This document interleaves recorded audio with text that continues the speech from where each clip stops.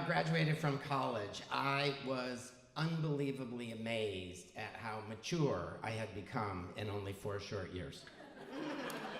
Couple that with having achieved amazing brilliance during the same time. I sort of think now, in hindsight, that I was probably not the first newly minted graduate to actually have that self-perception. My mother, however, was a bit dubious of my maturity and intelligence, being I was the oldest, firstborn in an Irish Catholic family, that's like the equivalent of God, and the only boy. But she was a little confused that I would graduate magna cum laude from Tufts and decide to move home and to live with her and resume my summer job that I had had for the past 3 summers as a bank teller. And her lack of confidence in me sort of manifested itself in some, what I would say were rather draconian measures, like I had to pay rent at my own house and had to contribute to groceries, all because I now have a job, but it did seem, you do what you have to do, but it did seem kind of ridiculous. But now you can tell from my gray hair that I existed before Obamacare. So I was running out of health insurance at the end of the month in which I graduated. So now being so much more mature and intelligent, I went to the HR department of the bank and I signed up, I enrolled for my own health insurance, further paving the path to my independence and autonomy. And on May 31st, while I was at the teller line, my bank manager came out about 4 o'clock and he said, "So Kevin, there's been a little snafu with your insurance. I'm not quite sure I understood it, but if you need me to find out, I will. But the upshot is that your insurance won't start at midnight tonight. It will start at midnight tomorrow night, June 1st. And I said, well, today's almost over. I'm pretty sure I'll be alive tomorrow. So really, don't worry about it. I'll be okay. Yeah.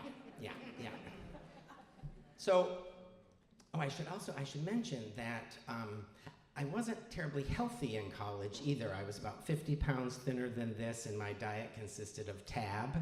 Does anyone remember Tab?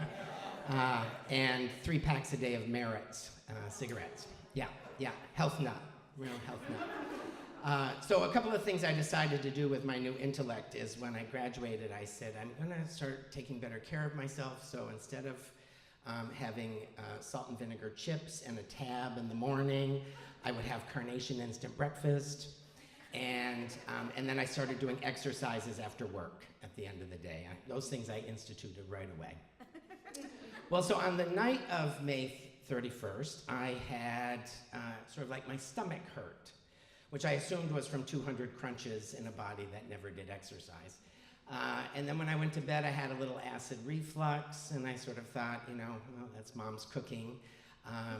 But at 7:15 in the morning, when she woke me up, she said, "Why are you not awake? You're going to be late for work." And I said, "I really feel awful." And then, of course, she does that mother thing where they take their magic hand and they can tell what's wrong with you just by feeling you. And she said, "We need to go to the hospital." She said, "You're on fire." So we go down to the ER, waited about an hour. Remember, it was the 80s, so things were faster then. And the doctor did a thorough examination and said, "Kevin, so I think we have a little appendix that would like to leave your body today." And I said, "Really?" I said, "Where is my appendix?" And when he palpated the area, the next thing he did was get a spatula to scrape me off the ceiling, because I could not believe the pain. And I said, "Oh my God," I said, "how come that didn't hurt? How come I had a stomach ache and GERD?" And he said, "Well, when pain is intense, it radiates around the body." And he said, "That's why I want to get rid of this appendix as soon as possible." So they wheel me into a room, private room. I was kind of happy about that.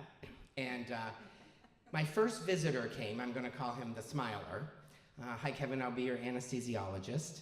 And we're just going to start you on a couple of medications to get you sort of relaxed and ready for the surgery." And I said, "Well, I'm feeling very relaxed. It's morning. What am I so stressed about?" But the first one did not turn down drugs, good drugs, so, go ahead. So he made a lovely cocktail of Dilaudid and Valium, and God, that turned out to be the best day. Best day. In fact, I haven't had a day that good, I think, since then. It was lovely. Little bit of drool, it was all okay. And so I'm laying in bed, and my next visitor comes, which I will call him the shave master. Now, I hope to God that this isn't this guy's only job at the hospital. But he said, my job is to shave around the area of the incision to ensure it's going to be sterile, because we want to avoid infection and those kinds of things. And I said, yeah, knock yourself out, I'm having a really good day. So I was just closing my eyes, and he was shaving away. And then he started shaving my testicles. And I was like, wait a minute, wait, I found out today that my appendix is right here. I said, how off are you going to be in this process? And he said, well, he likes a good perimeter. And I said, yeah, but like, is the appendix like a floating organ, or it's hard to locate sometimes? So, well, clearly he wanted a very big perimeter because it ended up being nipple to knee shaved. And then red mercure comb all over me. So I was like pink and soft, like a baby. And I'm still happy though. I was in a good mood. But I thought I'm not gonna have probably a chance to have a cigarette for a couple of hours if I'm going into surgery. So I get my cigarettes and I go down to the smoking lounge, because every floor had one at the hospital. And while I'm enjoying my second cigarette on the phone, on the pay phone with a friend, I hear paged on the PA system, would Kevin Gallagher please report to the OR on the 3rd floor? I guess you're supposed to tell people when you leave. But the surgery didn't go very well. When he got me opened, it ruptured, and there's not much they can do, so they just sort of close you up. And the doctor explained, Kevin, the body is a miraculous machine, and your body will galvanize the infection and pull it all together, and then will push it out of the body. It's like a zit? And he goes, yeah, kind of like a zit. I'm like, okay. So the next week was pretty rough. I will say that. I was not in very good shape. But that did not stop the next visitor from coming the day after my surgery, and I'm going to call her the nurse with great expectations, because she said, we need to get you to urinate today, otherwise we're going to have to give you a catheter. And I grabbed her uniform and I said, I am never having a catheter. Do you understand? My penis is for things going out, not things going in. I said, are we clear? And she said, well, let's make you as uncomfortable as possible. So she brings back a gallon of water. I drink it. It's really heavy in my stomach. That seemed to help my bladder. And so I go into the bathroom with my pole and my saline bag. And the immense amount of concentration, like more than I did for 4 years at Tufts. Like, to get a message from here to my waist seemed impossible to do. And just as I was about to pee, how we doing in there? And I said, you gotta get out of here. Like, you can't be hovering. Like, this is hard work in here. But I voided, which I was pleased with, and then got into bed, and I swear to God, her sister came in and said, if you don't have a bowel movement today, we're gonna have to give you an enema. And I said, what is it? I said, do people know I'm very sick? I'm very, very sick, and I haven't even eaten much, and I don't plan on eating today. Like, can't we just put this off for a couple of days? No. So I said, well, the last nurse said, well, we'll make you uncomfortable. Can you make me uncomfortable in some way? So she went and she found a fruit basket that had clearly passed the expiration date. So I ate all the brown bananas and the mushy pears and the apples, and then I could check that box off my list. But I did get better enough to go home. And at home, I had that opportunity to really think about the value of a sentence, I'm sure I'll be fine, don't worry about it. Because that sentence cost me $20,000. Yeah. And fortunately, though, I had a good job. I was making $3.35 an hour, taking home $108 a week. So I got rid of that debt fast, very fast.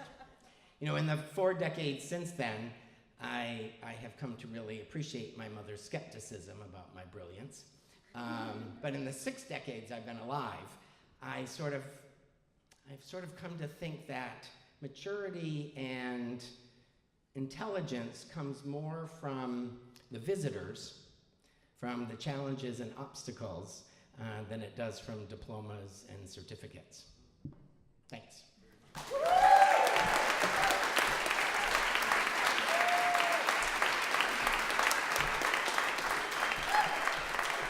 Another round for Kevin Gallagher.